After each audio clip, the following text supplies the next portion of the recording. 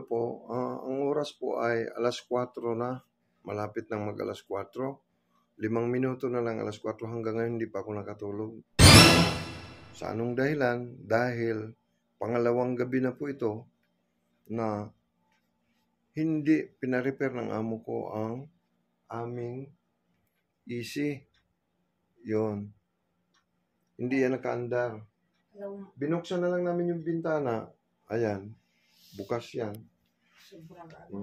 Sobrang mainit pa naman dito. Yun ang ano namin. Kwarto. Ito po. Bukas din yung bintana. Ito pala. Ayan binuksan ko rin yung bintana. Ayun. Bukas yan. Hindi na kami natulog dito kasi masyadong mainit. Kaya nagbad na lang ako. Dito na lang po kami natulog ni Mrs. Ayan Kasi mas malamig dito ng kunti. Pero hindi naman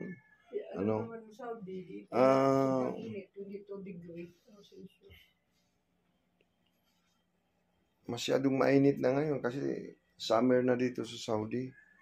Sinasabihan namin yung amo namin. Sinabihan na namin yung amo namin. Sabi lang na tumawag sila, hindi na pumunta yung taga-ayos. Yun lang, wala na ibang aksyon. 2 beses na ito nangyari sa amin. Ang ganito.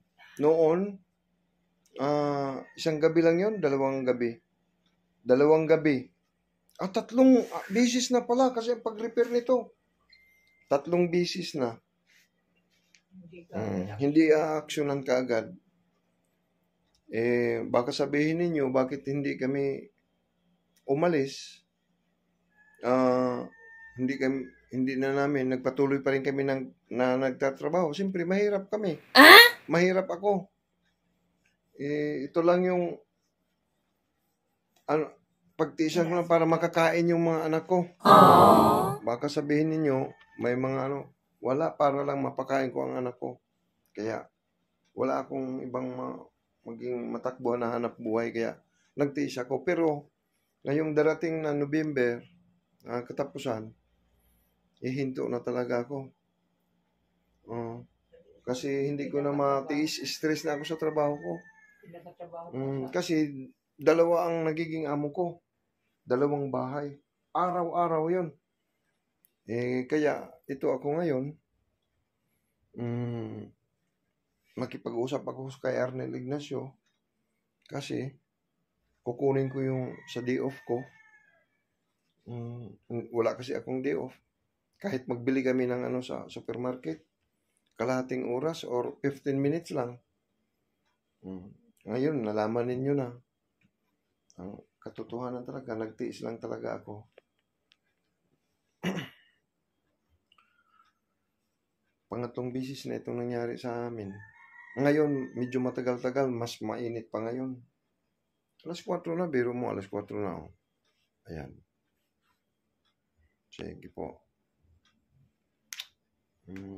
Nag-try akong tumawag kang Arnel Ignacio para ipaalam ko sa kanya ang lahat-lahat. Hindi naman siya makasagot. Hindi naman mag-ring yung binigay niyang +632 1348 na hotline number. Mamaya, 8:00 or 9:00 mamaya ng umaga, tatawag ako sa Polo, uwa naman. Nag-text na ako sa migrant worker sa Riyadh.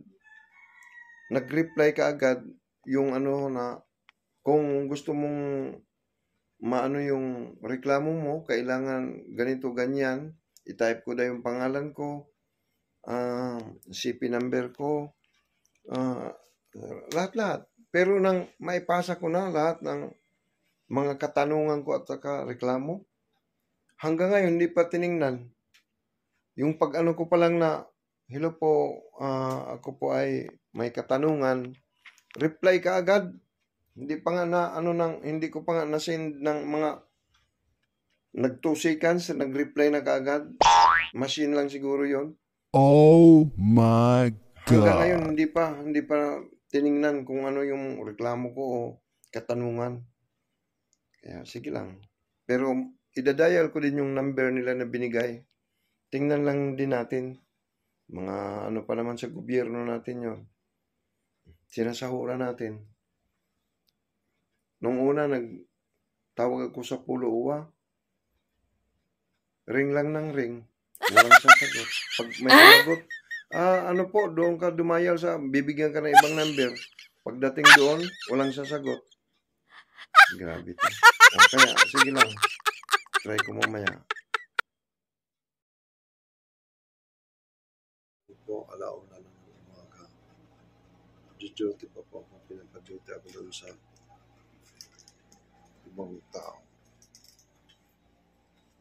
Okay.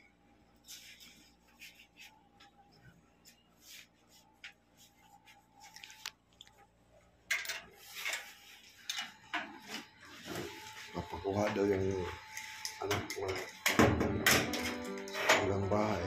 Tapos pupunta ko ng airport. Isusundin daw ako doon.